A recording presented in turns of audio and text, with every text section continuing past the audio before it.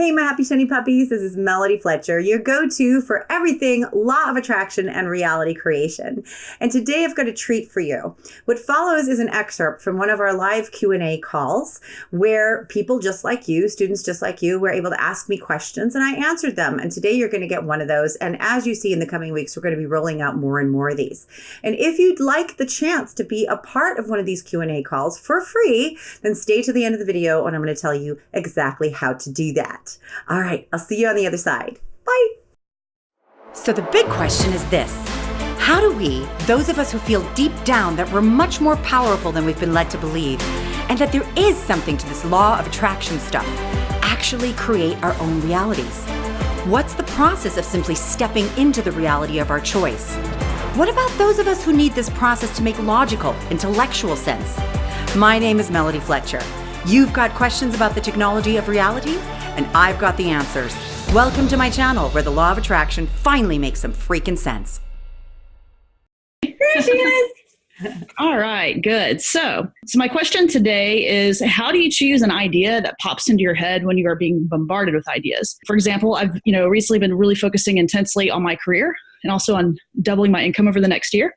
It's been feeling really good. And I've been keeping things kind of general and just kind of, allowing the universe to bring me, the ideas that will help with that. So now I'm getting a lot of ideas and a lot of synchronicities, which is great, but it's confusing. So most of these ideas resonate really well in some ways, but maybe not in all ways. So I guess my question is, how do you pick the right idea that will help you manifest what you want when you're being bombarded with ideas? Is there, a right choice, a wrong choice, or does it matter? Or should you wait longer until a better feeling idea comes in? Or what's the, I guess, Yeah. Let's see. Okay. So yeah, I'm already nodding because yes, usually what happens is those ideas come in and we try to take action too fast. Yeah. And so we get so excited because finally something's moving and good shit's coming and it's happening. And then we just want to get in there and participate. And we try to grab any old idea that comes along and go, maybe are you the one? Should I take you? And we want to get into action too quickly. Whereas really when ideas start to come in, it's your job to play with those ideas.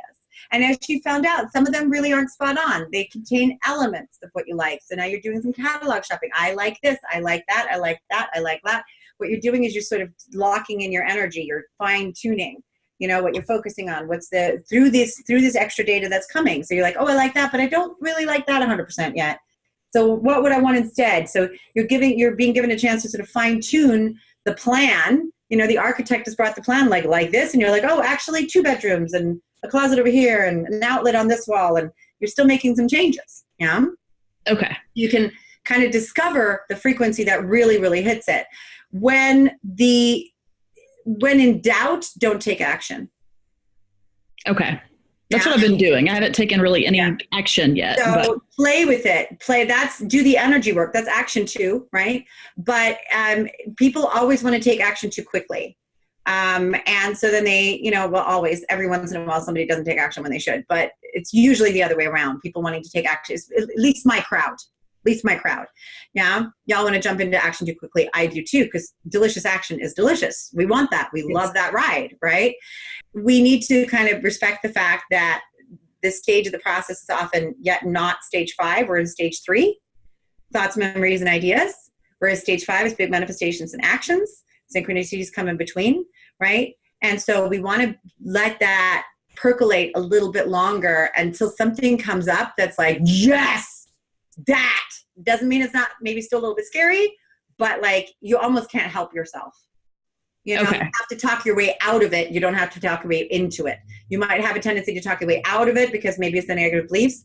But if you have to talk your way into something, that's a big red flag. Yeah, that's you trying to force yourself to take action. Yeah. If you find yourself trying to talk your way out of something, that's a red flag that maybe this is exactly what you want to do. You're just scared of it. Okay. It's a good little trick to use. Am I talking myself out of something? Am I talking myself into something? Yeah. Because I notice if I'm trying to talk myself into something, as soon as I notice that, it becomes clear to me. I'm like, oh, okay. Why would I have to talk my way into it if it really was resonating? Well, what am I trying to justify here? What am I not paying attention to? Am I trying to force myself to do something because I think I should do this? So that's a nice little indicator that you can use early on. But if you're not sure what to take action on, if you're not sure, it's not time to take action, because nothing has gotten your attention in a big enough way yet, and a sure enough way for you to go, oh my God, that feels amazing. This is amazing. I'm going to go for it. It'll be scary enough. You don't have to do it at this stage. And particularly when lots and lots of data is coming in, that's usually a time to still play with it, discern some more, discover some more in a delicious way. It's not hard. Don't miss the drama. It's play. It feels good. And then there's always that voice in the back of the head saying, shouldn't we be doing something? This is too easy. Shouldn't we be doing something? This is too fun. Shouldn't we be doing something? Shouldn't we be working? Shouldn't we be struggling? Shouldn't we be pushing? No. Yeah. Make sense? Yes, that does make sense. Sounds great. Good. Thank you very much. Wonderful. All right. Thanks, Melody. You're welcome. Thank you. Look at you made it all the way to the end of the video. Good for you. So if you'd like a chance to be part of these Q&A calls that we do for free, then all you have to do is get onto my email list. People on my email list get free gifts like this. In fact, I'll even give you another free gift for getting onto my email list, which changes periodically. So I'm not going to tell you what it is so that I can change it, but just check the description down below. Get onto my email list, get your valuable free gift, and you will be invited to take part of one of these Q&A calls yourself, where you can ask me whatever you want. Sound like a good deal? I think so. So sign up now, get invited to a Q&A call, and get your own answers. Until then, enjoy the videos every week. Thank you for bringing your light to the world. Bye.